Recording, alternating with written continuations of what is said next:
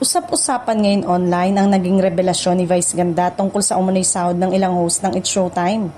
Sa gitna ng kanilang kwentuhan sa programa, nabanggit ni Vice na hindi naman kalakihan ang kinikita ng ilan sa mga regular host at nasa around 3.5 per day lamang umano ang natatanggap ng iba.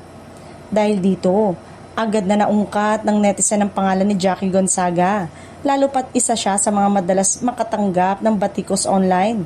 May ilang viewers kasi ang matagal nang nananawagan na tanggalin na umano si Jackie sa noontime show. Bagay na muling pinag-usapan matapos ang naging pahayag ni Vice Ganda.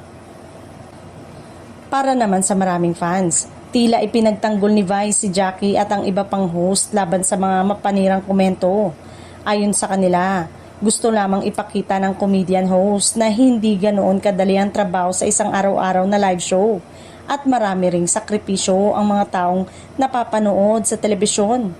Sa kabila ng mga puna at intriga, patuloy pa rin umanong ginagawa ni Jackie ang kanyang trabaho ng maayos.